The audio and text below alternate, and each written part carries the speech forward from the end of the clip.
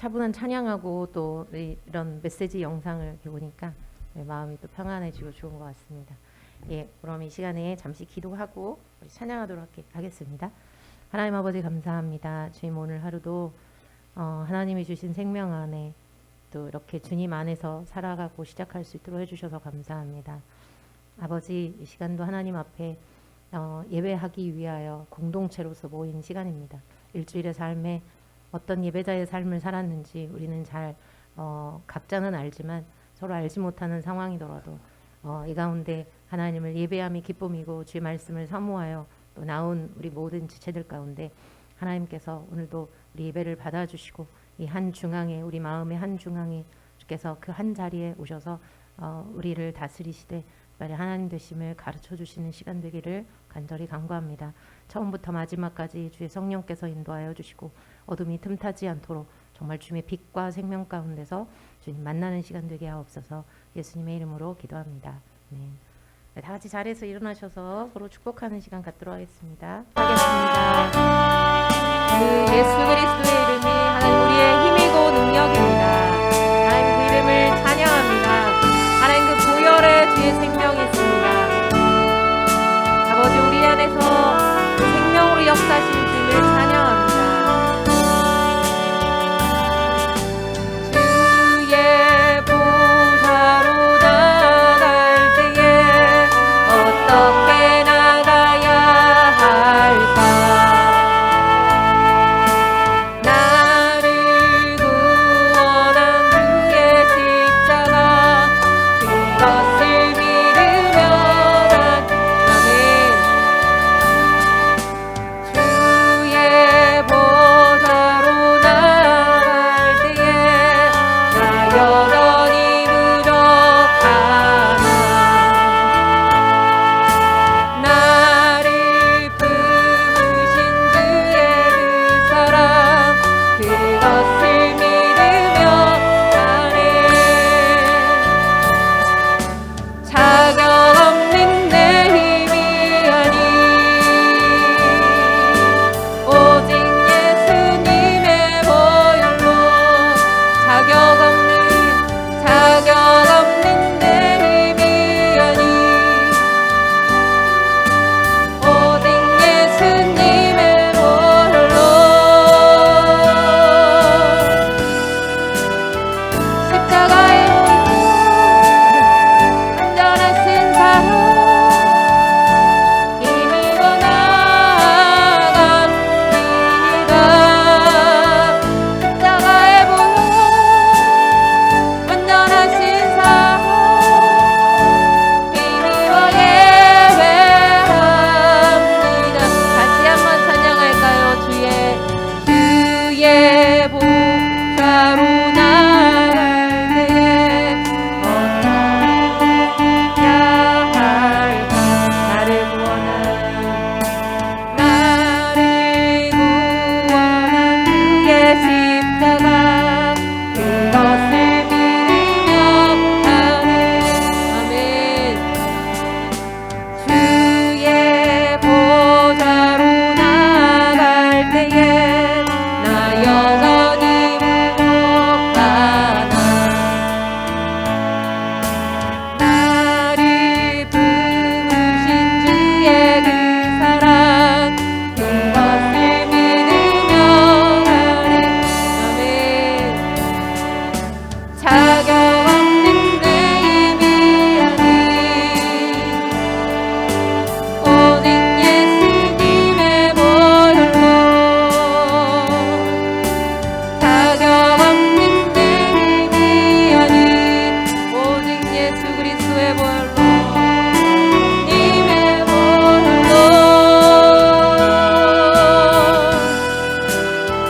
십자가의 보혈 완전하신 사랑 힘이고 나갑니다. 아멘 아멘. 십자가의 보혈 완전하신 사랑 힘이고 예배합니다. 우리 이 시간에 같이 기도하실 때 제 마음 안에 이 찬양을 부르면서 하늘에 우리가 우리가 하늘 아래에 있는데 이 하늘에 우리를 온전히 이렇게 위에 있듯이 하나님의 그 은혜가 하늘 아래에 있는 모든 사람을 이렇게 덮고 있는 것이죠. 물론 그것이 일반 은혜이기도 하지만 하나님의 특별한 사랑을 입고 특별한 은혜 가운데 있는 우리에게 아버지의 은혜가 사랑이 얼마나 큰가를 묵상하게 됩니다. 이 자리에 우리가 보이지 않지만 주님 일하시고 계시고 그리고 하나님의 은혜가 충분하게 하늘이 온 모든 세계를 다 덮고 있듯이 우주가 정말 그렇게 크고 넓듯이 하나님 아버지의 사랑이 그 은혜가 큰 것을 다시 한번 이 시간에 생각하게 될 때 우리가 하나님 앞에 감사함으로 나갔으면 좋겠습니다. 일주일 동안 사는 것도 앞으로 살아갈 것도 하나님의 은혜인 것을 기억하고 하나님 앞에 감사의 고백을 이 시간에 함께 같이 드리십시다. 같이 기도합니다. 하나님 아버지 감사합니다. 하나님 하늘이 내 위에 나를 덮고 있고 나에게 빛을 비춰주며 하나님 아버지 빛이신 하나님께서 태양이 없더라도 빛 되어주시는 것이 무엇인가 하나님 생명이 되어주시는 것이 무엇인가 힘이 되어주시고 능력이 되어주시는 것이 무엇인가 아버지 이 아침에 하나님을 묵상합니다. 아버지 하나님을 바라봅니다. 하나님 아버지 주님이면 충분하고 그 안에서 안전하며 그 안에서 부족함이 없음을 고백합니다. 아버지 모든 것들이 때로는 하나님 고난이 있고 때로는 어려움이 있기도 하지만 아버지 하나님이여 그 모든 것들이 이기실 수 있는 분이 주님이시고 힘이 이기신 분이 주님이신 것을 기억하고 그 하나님 앞에 감사합니다. 죽음까지 친히 모든 걸 다 문제를 해결해주기 위해 이 땅에 오신 예수 그리스도를 생각하고 아버지 하나님이여 이 시간에 오늘도 포기하지 않고 우리와 함께 하시되 절대 버리지 아니하시며 함께 동행하시는 그 아버지의 사랑으로 인하여 감사합니다. 하나님 아버지 주님 이 아침에도 감사로 그 문에 들어가서 하나님의 얼굴을 뵙고 주여 정말 그 깊이 있는 지성소 가운데 들어가서 하나님을 만나기 원하오니 주께서 이 시간에 그 얼굴빛을 환한 아름다운 주의 영광에 그 빛을 진철들 가운데 비춰주시고 한 사람 한 사람 오늘도 만나 주시옵소서. 이 시간에 또 기도하실 때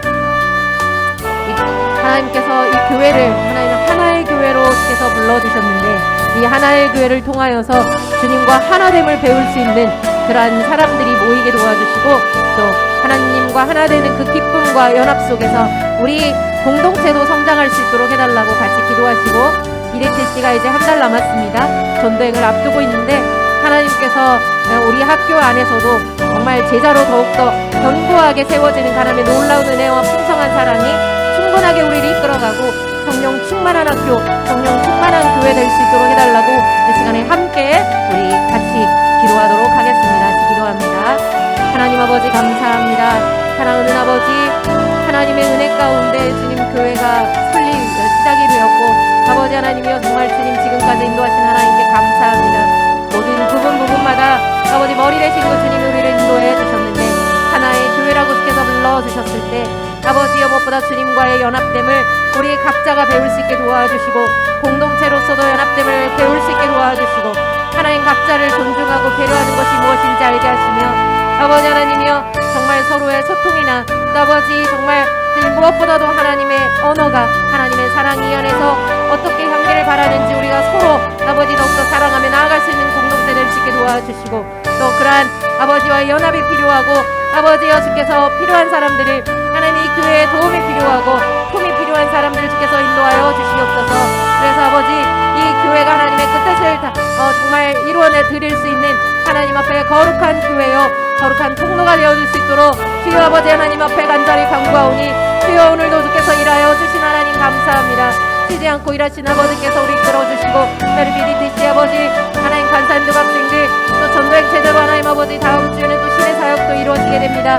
모든 상황들 가운데 하나님 남은 한 달 동안도 하나님의 은혜 가운데 모두가 하나님 주님의 말씀과 사랑 안에 은혜 안에 더욱더 자라가게 하시고 아버지여 서로가 더욱더 하나님의 그 영광과 하나님의 일하심 하나님의 거룩하심 안에 하나님의 경외함을 배우게 하시고 말씀 앞에 순종하는 하나님 아버지의 삶이 될 수 있도록 주여 도와주옵소서. 어둠이 틈타지 않게 도와주시고 사랑하는 가족들 아버지 교회 가족뿐만 아니라 우리의 가족들 가운데도 주의 복음과 또 이웃에게도 복음을 전하는 그런 담대함으로 아버지 우리가 나아갈 수 있게 주님 도와주시고 아버지께서 사용하여 주옵소서. 하나님 아버지 이 교회가 아버지 마땅히 교회로서의 역할들을 감당할 수 있도록 다시 한번 이 어려운 상황 가운데 공동체가 우리가 더 필요한 상황 가운데 아버지 하나님 이 공동체를 사용하여 주시되 우리를 승리시켜 주시옵소서. 행하신 하나님께 감사합니다. 주님. 하나님 아버지, 오늘 예배를 주장하여 주시고 무엇보다도 하나님을 만나는 것이 우리의 기쁨입니다. 하나님 아버지, 이 가운데 주님 우리의 눈에 보이지 않지만 우리 마음의 눈으로 주님 보는 시간 되게 하시고 주의 음성 듣는 시간 되게 하여 주시되 우리 단위에 세우시는 아버지 사랑하는 아들 윤창로 목사님 가운데 주께서 오늘도 성령으로 기름 붓듯 하셔서 그 입술을 통하여 하나님께서 나오는 그 말씀하시는 것이 아들의 삶에도 그리고 우리의 삶에 그리고 하나님 이웃에게도 충분한 그 생명대 흘러갈 수 있는 생명의 떡이 되고 또 생명수가 될 수 있도록 주께서 아들을 사용하여 주시옵소서. 처음부터 마지막까지 다시 한번 하나님 앞에 올려드리오니 우리의 귀가 쫑긋하게 주의 음성에 귀 기울이는 시간 되게 하시고 주를 기뻐하고 서로를 기뻐하고 자신을 기뻐하는 시간 되게 하옵소서. 감사하고 예수님의 이름으로 기도합니다. 네, 오늘 주님께서 주신 본문 말씀 로마서 2장 12절로 16절 신약성경 241쪽입니다. 로마서 2장 12절로 16절 우리 서로 교독하도록 하겠습니다. 무릇 율법 없이 범죄한 자는 또한 율법 없이 망하고 무릇 율법이 있고 범죄한 자는 율법으로 말미암아 심판을 받으리라.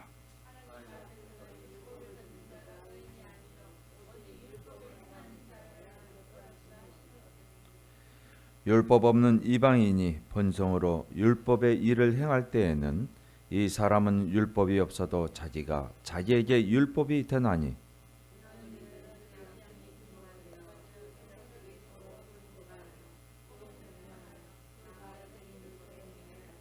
다 함께요. 곧 나의 복음의 이른 바와 같이 하나님이 예수 그리스도로 말미암아 사람들의 은밀한 것을 심판하시는 그날이라. 아멘. 네, 오늘 로마서 2장 12절 16절을 통해서 양심이 복음을 만날 때라는 제목으로 함께 은혜의 말씀을 나누시겠습니다. 함께 이 시간 기도하십니다.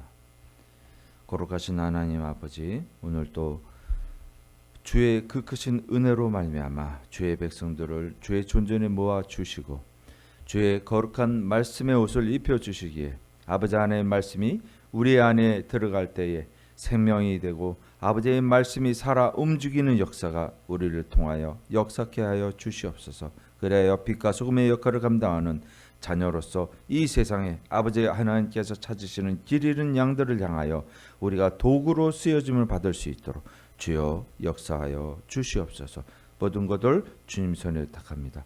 그렇게 역사하여 주실 것을 믿사하며 우리 주 예수 그리스도 이름으로 기도합니다. 아멘. 예, 양심이 복음을 만날 때라는 제목으로 함께 나눌 텐데요. 양심이 복음을 만날 때 어떻게 되겠습니까? 양심이 어떤 것이죠? 양심이 우리 안에 있는 것이죠. 우리 안에 양심이라는 게 있었어요. 그러면 하나 여쭤볼게요. 양심이 우리 안에 있는데 그 양심이 털이 나면 어떻게 될까요? 우리 보통 이야기할 때 양심에 털 난 사람 양심적이지 않다. 그죠? 양심을 속인다 이렇게 이야기하죠. 그러면 성경에서 이야기하는 그 양심이 우리를 어떻게 증거하느냐 이것을 봐야 될 것 같아요.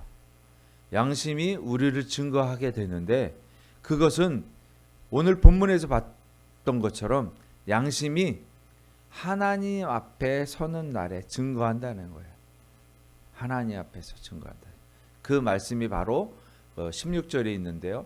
곧 나의 복음에 이른 바와 같이 하나님이 예수 그리스도로 말미암아 조건이 있어요. 예수 그리스도로 말미암아 그로부터 시작되어서 그로 인해서 사람들의 은밀한 것을 심판하는 그날이라는 거예요.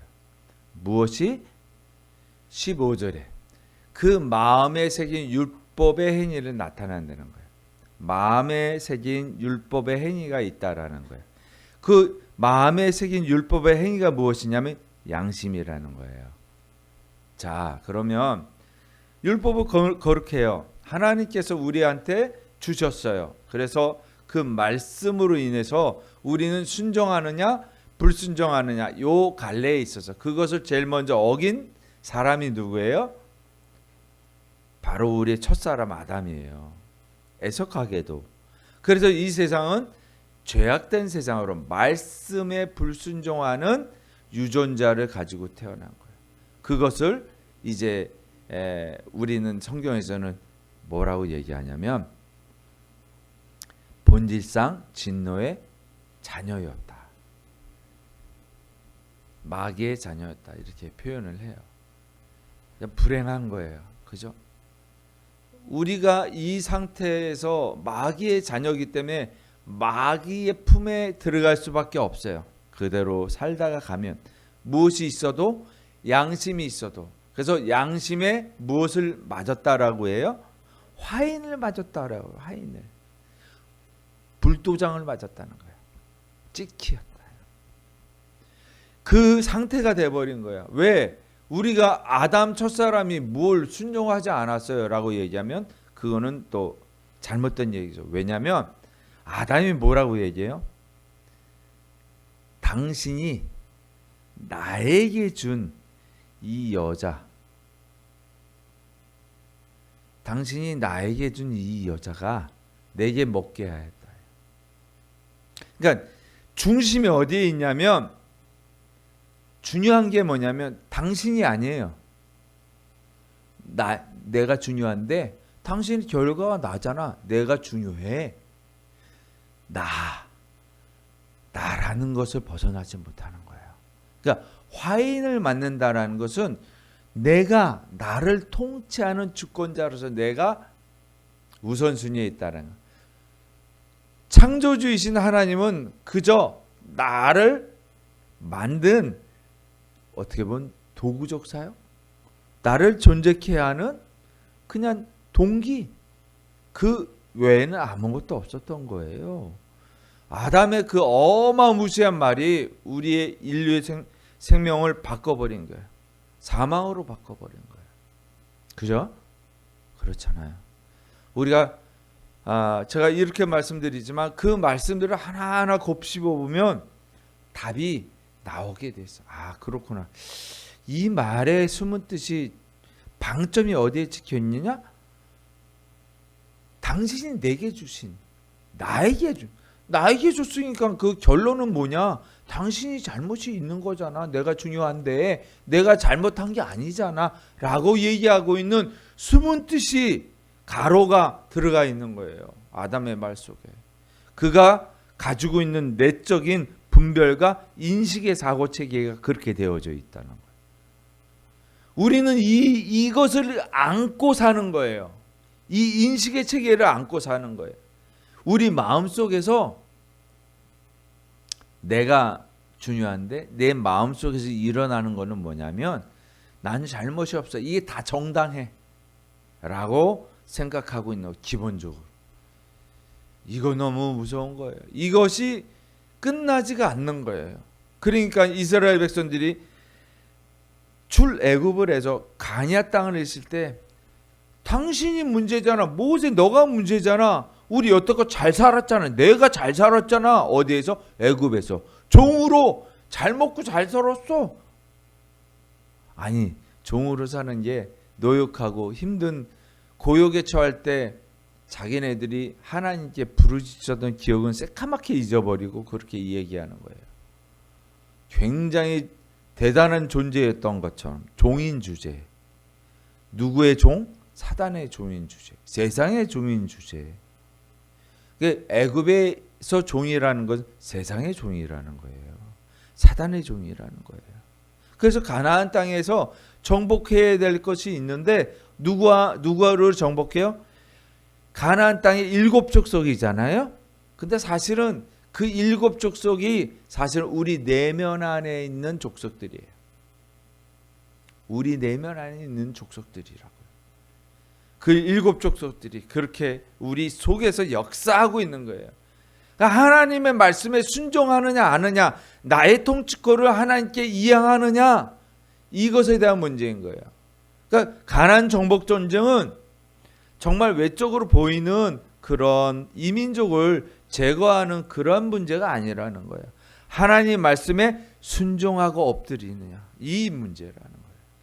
그래서 우리가 바라봐야 되는 성경은 정확하게 구조적인 틀을 갖추어야 된다, 이런 말씀을 드릴 수밖에 없습니다. 오늘 말씀의 여정이 어떤 것이냐면, 그래서 이렇게 묻습니다.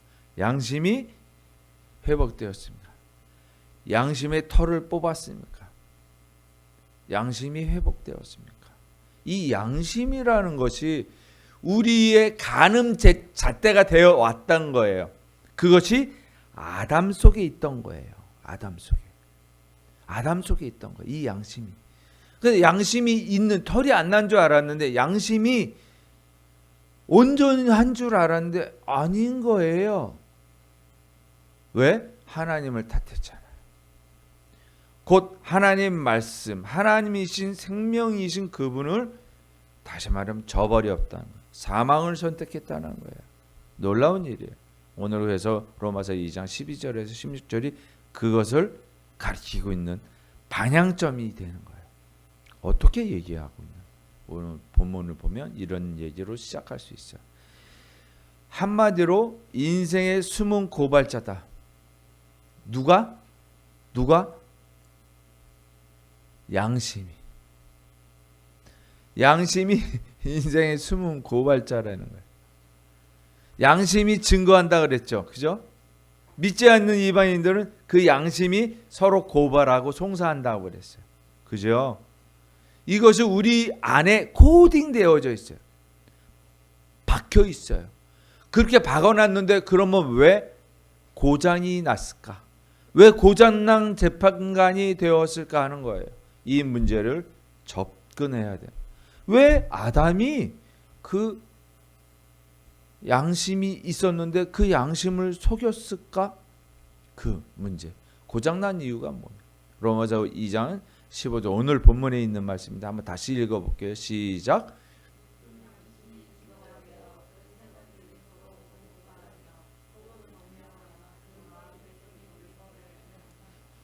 고발도 하고 뭐라고 해요? 변명도 한대요. 고발하는 건 내 양심이 저 나쁜 놈이에요. 고발하는 거예요. 그런데 이 양심이 고발뿐만이 아니라 무엇도 해요? 변명도 한다는 거예요. 엑스쿠사, 속인다는 거예요.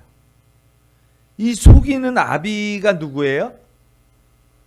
속이는 아비가, 거짓의 아비가 사탄이잖아요. 그렇죠?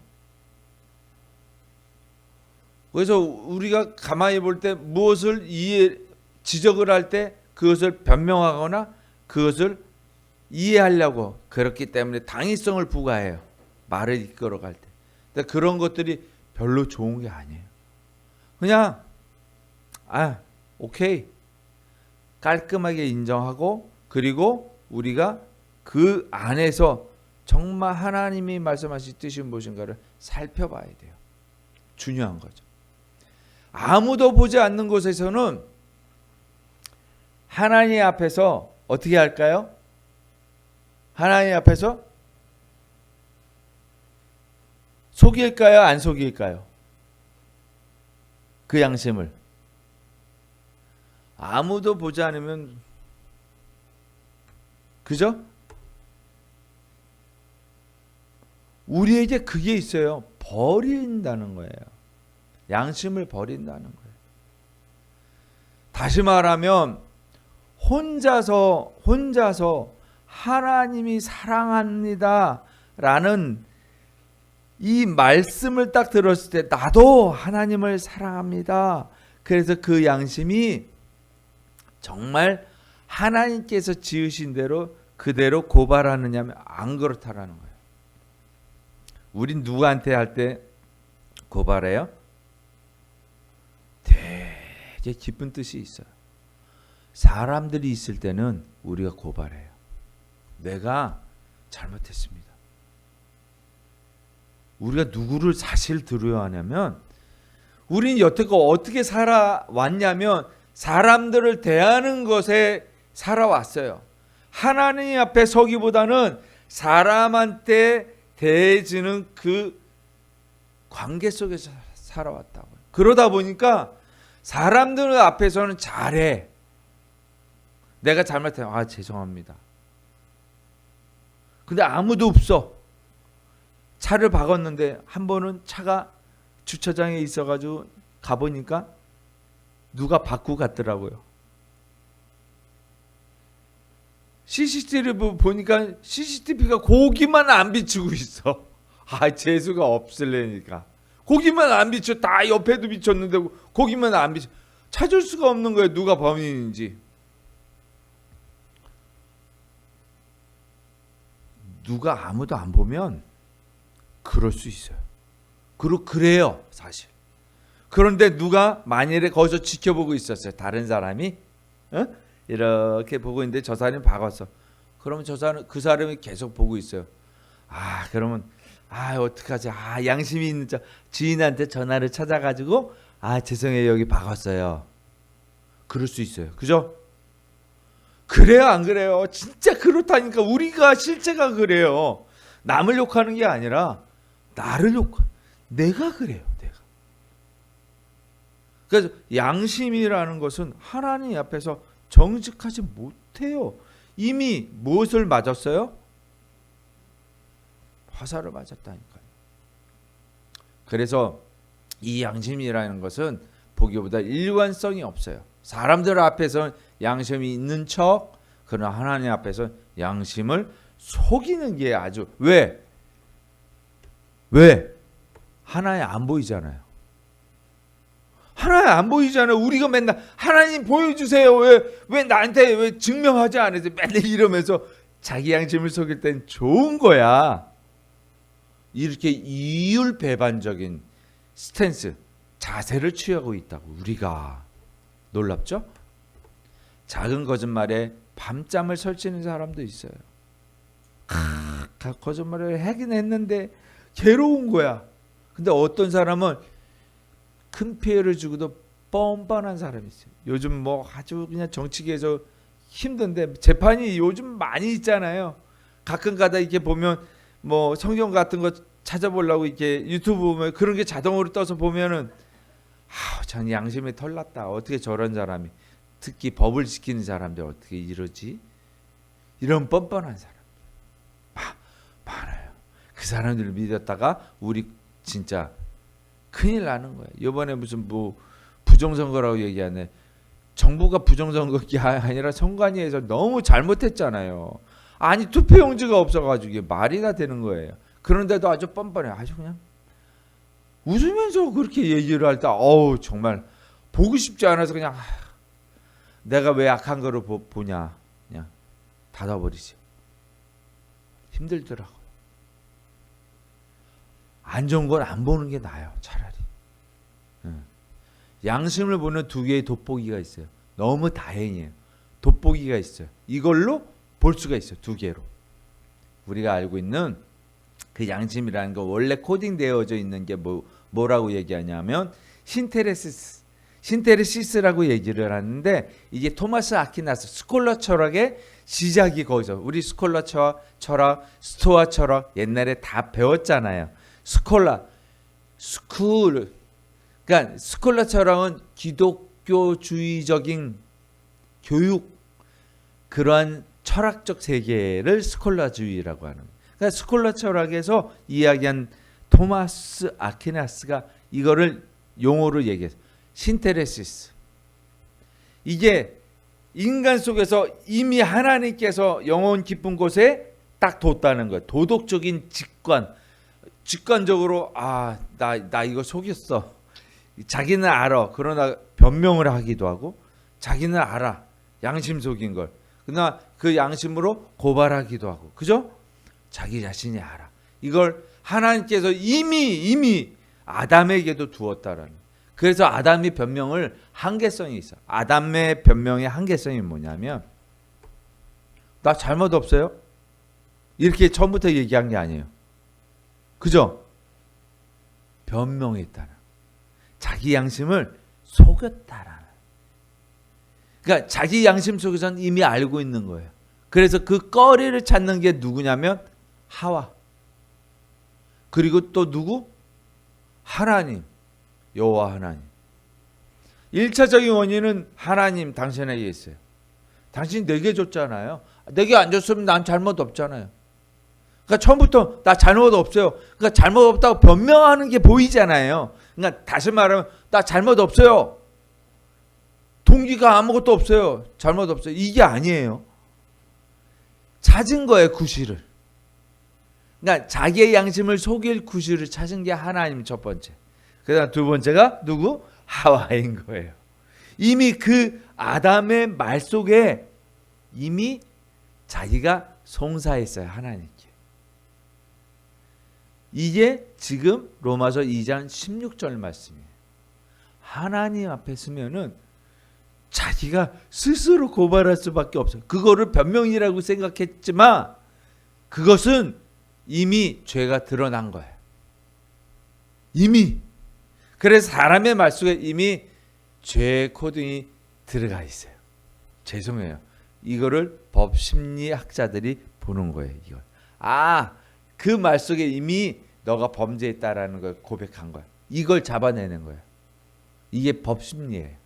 그렇죠? 제가 아버지의 저금통을 옛날에 털었어요.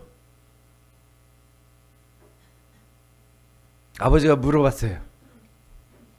너 여기서 돈 꺼내니? 아니요, 돈 안 꺼냈는데요. 이 저금통 주둥이가 왜 이렇게 벌어져 있어? 뭘로 쓰셨잖아. 그거 원래 그렇게 있었어요. 원래 그렇게 있었는지 어떻게 알아? 그거 신경도 안 쓰고 털라고 하니까는 그게 다시 말하면 그 속에서 이미 송사를 한 거야. 고발을 한 거야. 뒤지게 맞을 뻔했는데 안 때리시더라고요. 근데 그 범죄는요, 뜨끔하게 그렇게 들켰으면서도 그냥 넘어가잖아요. 또 그 다음에 해요. 제가 그랬어요. 근데 한 번 하고 두 번 하고요, 세 번은 놔두시는 거예요. 놔두시더라고요. 근데 저는 그냥 놔두는 거겠지. 아니야, 안 봤을 거야. 모를 거야. 이러고 또 저금통을 뜯은 거예요. 쉽게 말하면. 이제는 동전을 뜯는 게 아니라 그 안에 들어가는 지폐를 쫙 빼는 거예요. 그 지폐를. 야, 아주 치사한 놈이더라고. 제가 그 속에 들어가서 아직도 그때의 상황 속에서 그 도둑질하고 있는 심리가 그대로 제 안에 있어요. 기억하고 있어요. 양심이 끝까지 기억 속에 메모리 시켜놓고 있다니까요. 너무 놀라운 거예요. 지금 저도 기억하고 있는. 근데 나중에 그거를 끄집어내는 걸 아버지께서 딱 보고 계신 거예요. 가슴이 홀라당 내렸던 간이 떨어진다고 하는 거 있잖아요. 그때 처음으로, 생애 처음으로 가슴이 떨어진 걸 느껴봤어요. 그 다음부터는 못하겠더라. 보고 있다는 것 때문에. 보고 있다는. 그러니까 누구한테 대했어요? 안 보고 있는 줄 알았는데 사건을 쳤거든요. 알고 보니까 보고 있었어. 예? 알고 보니까 보고 있었어요. 그런데 그 다음부터는 보고 있을지 몰라. 그것 때문에 못하는 거예요. 내가 하나님 앞에 그런 양심을 화인맞지 않고 누구한테 사람이 있다라는 그 관계성 때문에 못한 거예요. 사람이 그렇게 악랄해요. 그렇다고 목사를 제명시키시지는 않겠죠. 네. 신테레시스가 그런 거예요. 이미 자기는 알고 있어요. 신테레시스. 그런데 신테레시스만 있는 것이 아니라 이 신테레시스는 이미 여기에 어디에 우리 영혼 속에 코딩되어져 있어요. 이미 박혀 있어요. 근데 이거를 작동시키는 게 하나가 있어요. 이거를 어떻게 고발할 것인가 아니면 뭐 할 것이다? 변명할 것이다 라는 소프트웨어예요. 작동 기능을 하는 작동법이 있는 거예요. 작동법이. 그거를 뭐라고 얘기하냐면 콘스티엔티아. 그걸 콘스티엔티아 좀 어렵지만 그냥 그런 게 있다라. 이게 소프트웨어예요. 쉽게 말하면. 우리 안에 코딩되는데 이거를 작동을 시키는 게 양심을 어떻게 양심을 알아. 내가 속인 줄 알아. 근데 고발할지 아니면 변명할지 결정짓는 게 콘스티엔티아라는 거예요. 그 판결을 내가 판결을 내리는 거예요. 요 두 가지가 작동을. 근데 무엇이 망가졌냐면 하나님께서 원래 주신 신테레시스는 망가진 게 아니에요. 무엇이 망가졌어요? 무엇이? 콘스티엔티아가 망가진 거예요. 콘스티엔티아가 망가져서 변명한 거예요. 이 기능을 양심을 자기 양심을 들어보니까 나 잘못했는데 근데 변명하는 거예요. 그거를 어떻게 덮어 씌우는 거예요. 그렇죠. 이게 우리가 가야 하는 그리고 우리가 가고 있는 나침판이에요. 이 신테레시스를 통해서 하나님께서 세계 주신 도덕적 엔진인데 타락한 죄인이라도 본능으로 아는 것들이 있잖아요. 본능으로 아는 것들이. 그래서 우리는 이건 나빠. 그래서 성경에서 비유하는 게 뭐예요? 하물며 도둑놈이 그 아들에게 나쁜 일 하라고 그래? 그렇게 얘기하시잖아요. 우리가 갖고 있는 도덕적 개념을 자기들은 갖고 있어요. 양심이 있는 거예요. 이미 이 세상에 율법으로 세워져 있는 그것이 도덕이에요. 이 세상에 인간들이 관계적 법칙에서 세운 게 도덕이란 말이에요. 근데 그거를 나쁘다는 걸 알고 있는 거예요. 양심이.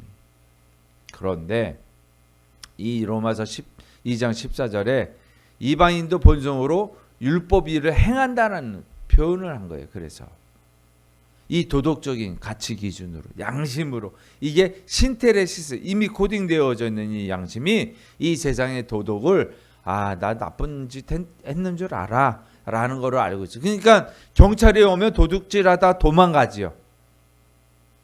도망가는 이유 나 나쁜 짓도 안 했으면 도망가지 말아야 되잖아요. 도망가는 이유가 바로 그거예요. 이해됐죠? 우리 속에서 감추어져 있는 법심리학적 심리가 있어요. 그 체계가 우리가 아담으로부터 내려오는 거죠. 그래서 이 논쟁이 있어요. 토마스 아퀴나스와 칼빈의 그 논쟁이 무엇이냐면 이렇게 정리하는 거예요.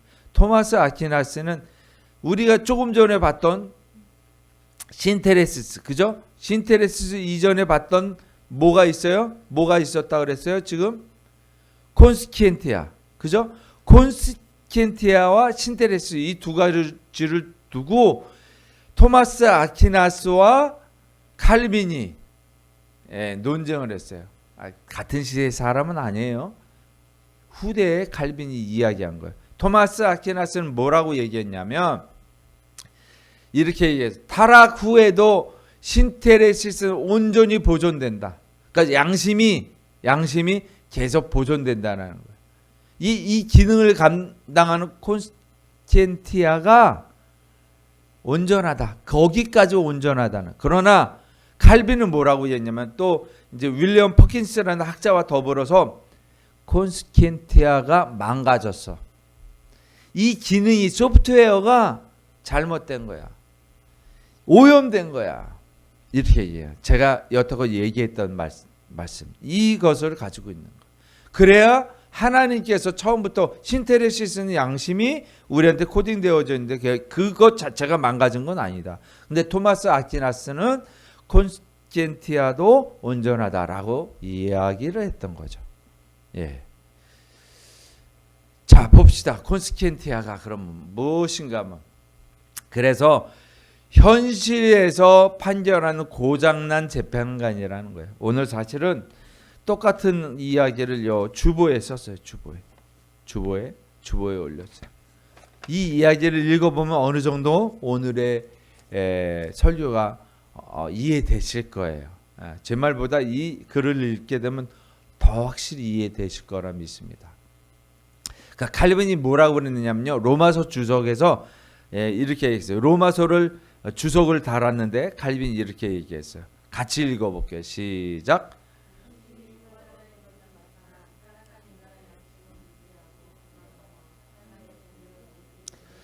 고발자인 것은 맞지만 신테레세스인 것은 맞지만 콘스키엔티아가 오염되었다. 둔감하게 된 것이다. 잘못되어졌다. 그래서 온전하게 대변하지 못한다. 양심 하나만 믿고는 양심 자체는 문제가 없지만 양심을 고발하거나 혹은 변명하는 것 때문에 이것이 망가져 버렸다. 변명하는 기능이 오염되어졌다. 고발만 하는 것이 아니라 변명까지 하는 것으로 오염되어졌다라는 거예요. 그래서 엄격한 판사와 교묘한 변호사로 대변돼요. 엄격한 판사는 언제 작동이 돼요? 언제 작동이 돼요? 아담이 예를 들어볼게요. 누구를 고발했어요? 하와를 고발했대요. 저 여자. 죄송합니다. 그래서 엄격한 판단을 내리는 건 뭐냐면 남한테 되게 어떤 판사, 이 잘못한 판사가 있어요. 요번에 나왔던 판사 중에서 뭐 얼마 하더라? 200원인가? 버스 기사가 왜 버스 요금 받는 통이 있잖아요. 그때는 이렇게 들고 다녔잖아. 동전 넣고 200원을 빼가지고 커피를 뽑아 먹었대요. 그래서 그에게 징역형을 살렸어요. 판사가. 그런데 놀랍게도요. 이 판사가 같은 판사가 부자가 몇십억을 횡령을 했어요. 집행유예. 곧 무죄를 선고한 거나 마찬가지예요. 그렇게 했었다는 거예요. 그게 누구예요? 우리가 잘 알고 있는 판사. 누구라고 제가 얘기는 안 하겠어요. 세상에 기가 막히더라고요. 자기하고 연루되어져 있는 그런 사람들한테는 너그럽게 판결을 하는 거예요. 그 사람이 곧 나니까 나의 이득하고 연결되어 있으니까. 그러니까 남한테는 엄격한 잣대로 아주 정의의 재판관인 것처럼 그렇게 한다는 거예요.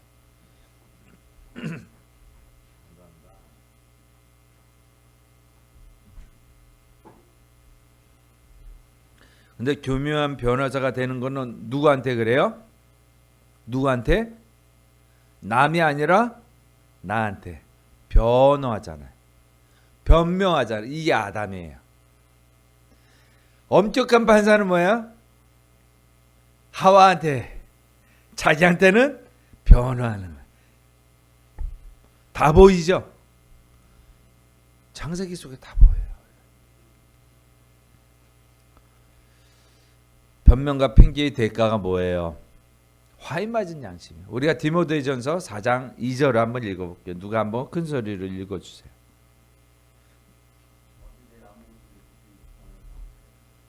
아니요, 4장 2절. 그거는 제가 설명을 붙인 거예요. 디모데전서 4장 2절. 모함으로 외식한다는 게 뭐예요? 외식한다는 게 우리가 스테이크 하우스에 가서 밥 먹는 게 외식이죠. 우리가 집에서 먹는 걸 뭐라고 그래요? 집밥. 우리는 집으로 돌아가야 돼. 우리의 본향집이 어디예요? 하나님 나라예요. 외식하는 데가 어디예요? 밖이에요.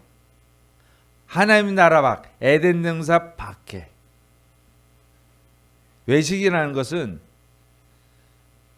하나님 말씀이 아닌 사단의 말, 세상의 철학, 세상의 가치관을 이야기하는 거예요. 그죠? 디모데전서 4장 2절 말씀. 그래서 연결이 되는 거죠. 신나세요. 그럴 수도 있죠. 마비되어 아무것도 못 느끼는 상태가 된 거예요. 그것을 화인 맞았다고 하잖아요. 모함으로? 외식함으로. 그렇죠. 한숨이 나와요. 최종 재판장은 그래서 내 양심이 아니에요. 오늘 로마서 2장 15절 말씀에서 나타나고 있는 거예요. 이거 같이 한번 읽어볼게요. 시작. 하나님이 예수 그리스도로 말미암아 사람들의 은밀한 것을 심판하시는 그날이라.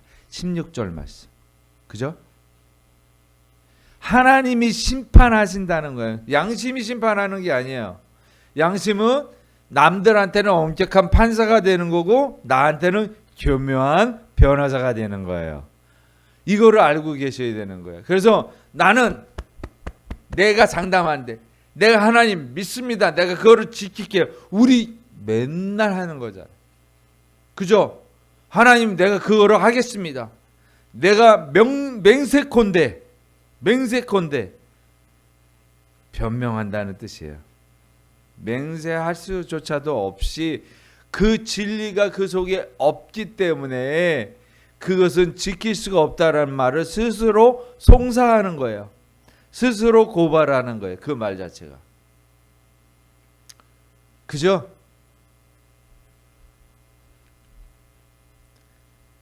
인간의 양심과 예수 그리스도가 있어요. 인간의 양심은 다시 말하면 기준 자체가 될 수 없다라는 거예요. 곧 우리의 재판장이신 예수 그리스도. 그분만이 우리를 구원하신 그분만이 하나님만이 우리를 죄에서 깨끗게 하실 수 있다 이 말을 하는 거예요. 내 양심 암만 떳떳하다고 얘기해봐야 아무 소용없어요. 왜냐하면 심판 때 가면요 스스로 하나님 앞에서 속일 수가 없는 거예요. 그때부터는 잘잘잘잘 사실은 내가 이렇게 죄를 졌고 죄를 그 스스로 송사한대 고발한다는 거예요. 이게 왜 기록돼? 제가 기억하고 있다고 그랬죠. 어렸을 때, 그렇게 기억한 거를 스스로 싹싹싹싹싹싹싹 얘기를 다 하는 거예요. 얘기를 다. 우리의 말씀으로 인해서 거듭나야 되는데 그 말씀의 역할이 뭐냐면 우리를 어떻게 해요? 양심을 깨끗하게 씻겨 나가는 거예요. 씻기는 거예요. 그 말씀의 역할이. 그 말씀이 뭐예요? 예수 그리스도의 보혈이에요. 자, 말씀과 예수 그리스도의 보혈의 차이점이 뭐예요? 말씀은 우리들이 갖고 있는 말씀과 예수 그리스도의 보혈의 차이점이 뭐냐면 제가 말씀드렸죠. 우리가 성경에서 봤을 때 영과 혼과 육이라고 표현하죠. 그게 데살로니가전서 5장 23절이잖아요. 그래요, 안 그래요? 우리가 가지고 있는 영혼 육이 가지고 있는 3분설이라고 하는데 사실은 개혁주의 정통 신학에서는 무엇을 얘기하냐면 영혼과 육 2분설을 얘기해요. 영혼과 영혼 육이 아니라 영혼과 육이야. 그런데 자꾸 막 헷갈려. 성경에서는 영도 얘기하고 혼도 얘기해. 영혼도 얘기해. 이게 뭐야? 2분설도 됐다가 3분설인데 분리가 될 수는 없어요. 이것이다. 영혼 육이 분리될 수는 없는데 우리가 구분을 해서 보는 거예요. 그래서 구분한다면 영혼 안에 무엇이 있어요? 영과 육, 혼이 있어요. 우리의 마음과 생각이 있어요. 영은 뭐예요? 하나님 말씀. 하나님 말씀이 곧 뭐라고 그랬어요? 요한복음 1장 1절에 말씀이 곧 영이 곧 말씀이니라. 그죠? 태초에 하나님께서 말씀을 주셨는데 그 말씀이 곧 그 빛이 곧 영이 말씀이라고 얘기해요. 1장 1절에. 제가 거짓말하는 것 같아요. 누가 한번 찾아봐 주세요. 요한복음 1장 1절. 잊으면 안 돼요. 요한복음 1장 1절이 키워드예요. 큰 소리로.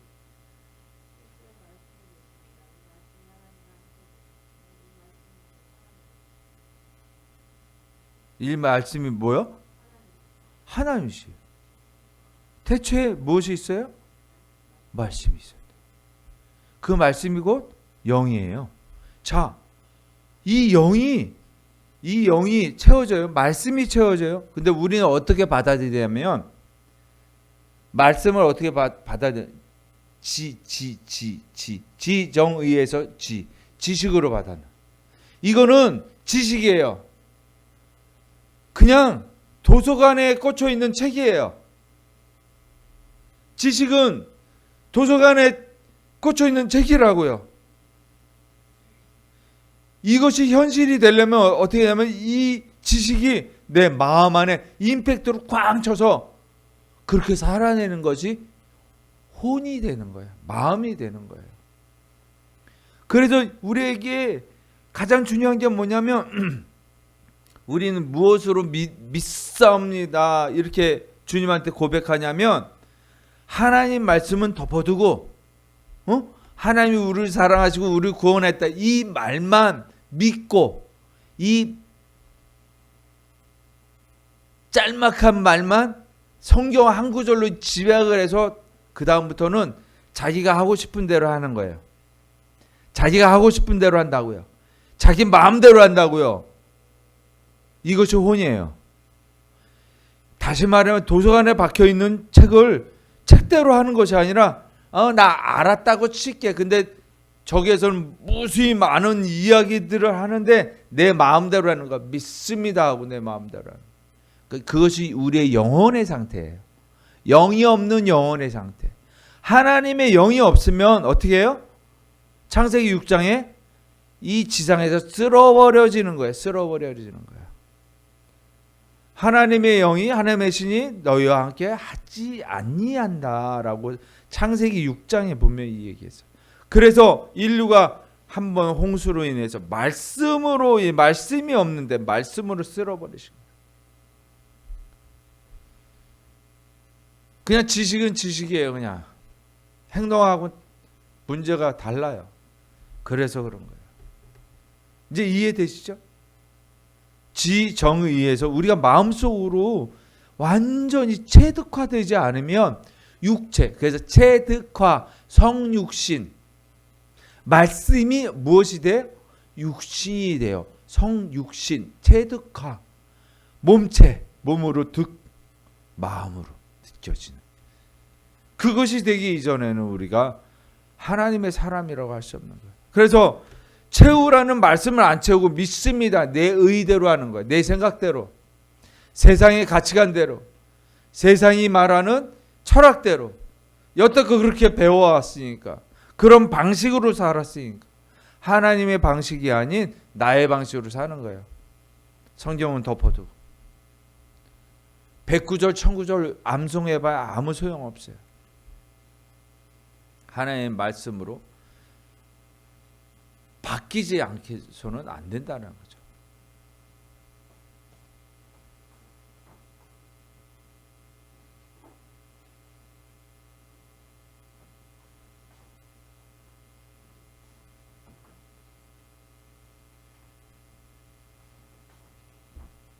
히브리서 9장 14절 함께 읽을게요. 시작.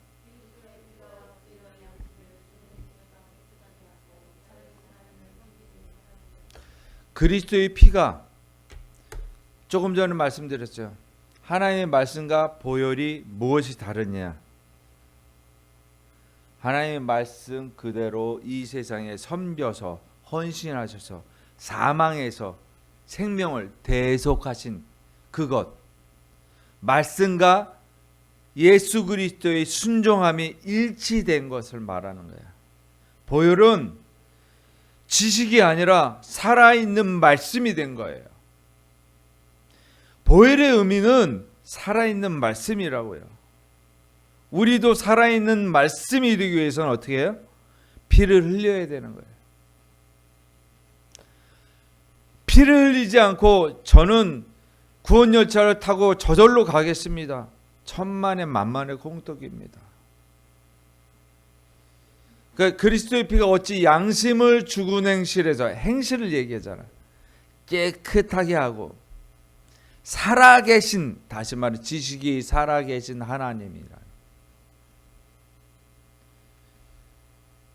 해결책은 우리가 아무리 깨끗하게 하고 난 양심이 있어 맹세해도 아무 소용이 없는 거예요.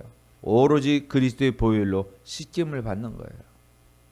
그리스도의 공로가 아니면은 우리는 온전케 될 수가 없습니다. 그래서 우리가 행동주의를 행동으로 하는 거죠. 알았습니다. 하나님 내가 할게요가 아니라 그냥 말씀으로 살아있게 해주세요. 이거를 투쟁하는 거예요. 투쟁하다 보면 누가? 예수 그리스도의 보혈의 피 우리를 움직이게 하시고 그 피로 인해서 우리도 피 흘림을 감당할 수 있는 거예요. 내가 피 흘리려는 연출을 할 필요도 없어요. 내가 수고를 할 필요가 없습니다. 이번 주 이제 이렇게 살아갑시다. 첫 번째 이거 읽어볼게요. 시작.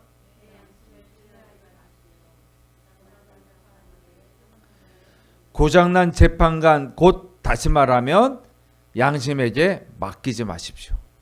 두 번째 읽으십시오. 시작.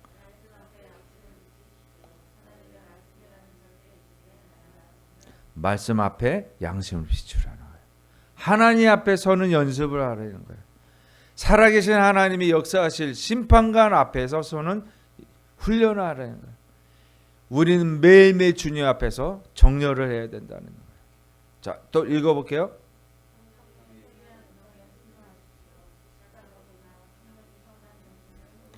우리의 양심을 회복시켜요. 양심은 선해요. 그러나 선한 양심을 훼손시켜서 악한 양심이 된 게 우리의 죄예요. 이 세 번째가 굉장히 중요합니다. 세미한 음성을 들으십시오. 그 음성이 어떻게 나타나요? 말씀으로 떠올리게 한다고. 영은 하나도 안 채워져 놓고 내 의와 내 생각대로 믿습니다 하면 되는 게 아니에요. 그 음성이 들리는 게 아니에요. 하나님 말씀으로 들리는 거예요. 그 말씀이 나침판이 되는 거예요. 내비게이션이 돼요. 그래서 그 나침판을 향하여 아버지 하나님께 나아가는 거예요. 성령님이 인도하시면 나아가는 거죠. 자, 이제 오늘의 말씀 결론이에요. 예수님의 보혈로 씻으라는 거예요. 이것이 우리가 할 일이에요. 다시 한번 읽어볼게요. 히브리서 9장 14절 말씀 시작. 그리스도의 피가 어찌 너희 양심을 죽은 행실에서 깨끗하게 하고 살아계신 하나님을 섬기게 하지 못하겠느냐. 이 말씀 기억하시기 바랍니다.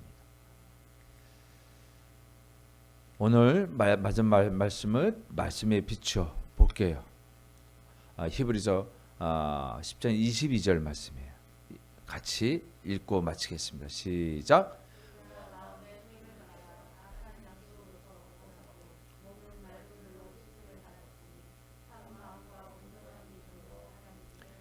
그래서 히브리서 10장에서 정리를 하는 거예요. 우리가 마음의 뿌림을 받아 악한 양심을, 선한 양심이 아니에요.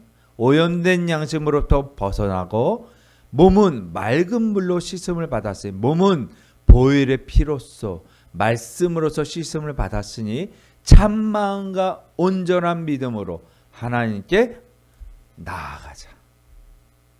이것이 오늘의 결론의 성경 말씀입니다. 그러한 저와 여러분이 되길 주님의 이름으로 축원하겠습니다. 함께 이 시간 기도하십니다. 아버지 하나님, 양심이 복음을 만날 때 참으로 아버지 하나님 말씀을 인해서 악한 양심이 이제 물로 깨끗이 씻음을 받을 수 있음을 믿습니다. 왜? 아버지 하나님 말씀이 그렇게 증거하셨고 또 예수 그리스도께서 그렇게 사셔서 우리를 대속하여 주신 십자가에서 피를 흘리셨기 때문입니다. 아버지 하나님, 이제 아버지 하나님의 말씀으로 우리의 양심을 거룩하게 온전케 하여 주시며 우리가 주님 앞에 서는 그날까지 매일매일 주님 앞에 서는 저희들 될 수 있도록 인도하여 주시고 역사하여 주시옵소서. 강권하여 주심을 믿사하며 거룩하신 우리 주 예수 그리스도 이름으로 기도합니다. 아멘.